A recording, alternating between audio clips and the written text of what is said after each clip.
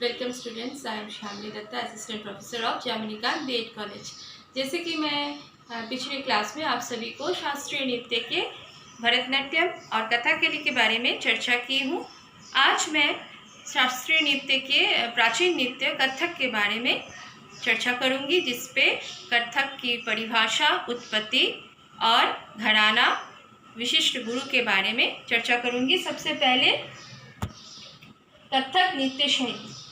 कथक नृत्य भारतवर्ष में जो शास्त्रीय नृत्य प्रचलित है उसमें कथक नृत्य प्रमुख है। यह उत्तर भारत का प्रचलित शास्त्रीय नृत्य है। कथक शब्द की उत्पत्ति कथक से हुई थी।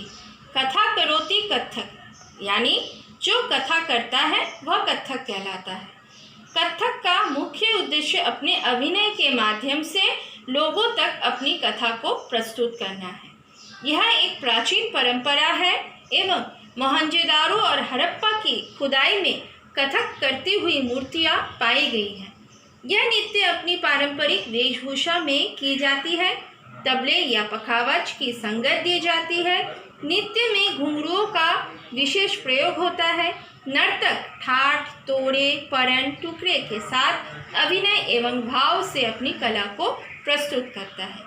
यानी कथक की परिभाषा से हम जानते हैं कि कथा करोति कथक, यानी जो हम बोलते हैं उसको हम भाव और अभिनय के माध्यम से नृत्य से प्रस्तुत करते हैं। इसमें ठाट, परत, आवर्तन, सलामी, तिहाई इस तरह से नृत्य शैली दिखाई जाती है। कथक में सबसे प्रमुख है घुंघरुओं का माध्यम से कथक को दर्शाया जाता है। और लास्ट में जो बोला गया है कि उसमें वाद्य यंत्र, तबले और पखावज का प्रयोग होता है। कथक अत्यंत नियमबद्ध एवं शुद्ध शास्त्रीय नृत्य शैली है, जिसमें पूरा ध्यान लय पर दिया जाता है। इस नृत्य में पैरों की थिरकन यानी तत्कार और घूमने चक्कर पर विशेष ध्यान दिया जाता है।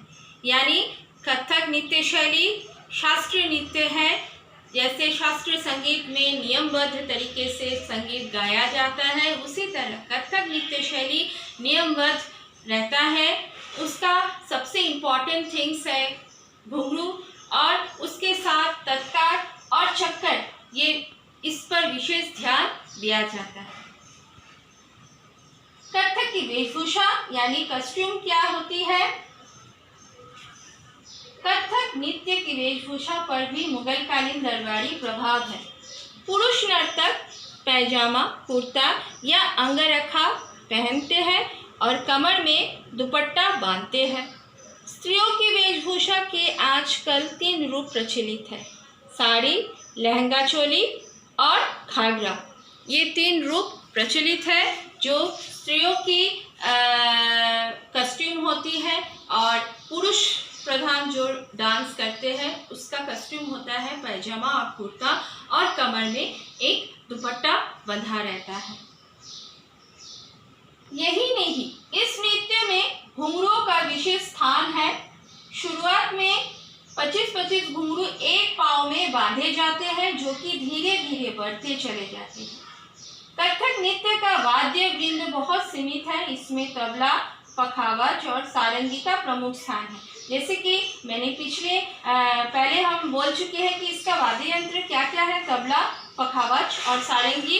इसके साथ ही हम नृत्य प्रदर्शन करते हैं। अब आते हैं इसकी नृत्य शैलियाँ क्या है।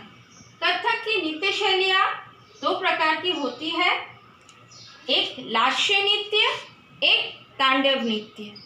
अब लास्य नृत्य की परिभाषा क्या है? सबसे पहले लास्य नृत्य की परिभाषा, ऐसा कहा जाता है कि जब त्रिपुरासुर राक्षस का वध करके भगवान शिव को आनंदित करने हेतु माता पार्वती ने श्रृंगार रस प्रधान नृत्य किया, उसे लास्य कहा जाता है। यानी जब भगवान शिव को त्रिपुरा राक्षस का वध किया, तब माता पार्वती ने श्रृंगार रस प्रधान नृत्य करके शिव को मोहित किया।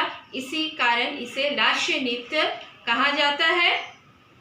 अब तांडव नृत्य। तांडव नृत्य भगवान शिव ने वीर रस प्रधान नृत्य किया था। इसे ही तांडव कहा जाता है।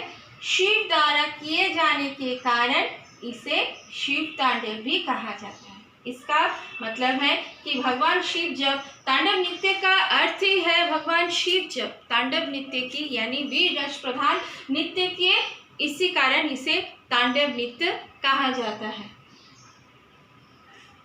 वर्तमान युग में कथक नृत्य के 3 घराने प्रसिद्ध हैं। लखनऊ घराना, जयपुर घराना, बनारस घराना। कथक नृत्य के प्रसिद्ध कलाकार हैं बिरजू महाराज। इसके अलावे विशिष्ट गुरु कौन कौन थे? लच्छू महाराज, शंभू महाराज, हजारी प्रसाद। बिरजू महाराज इनके इस नृत्य के प्रसिद्ध कलाकार थे। Thank you so much. आज हम शास्त्रीय नृत्य के प्राचीन नृत्य जो है कथक नृत्य शैली उसके बारे में चर्चा किए। Thank you.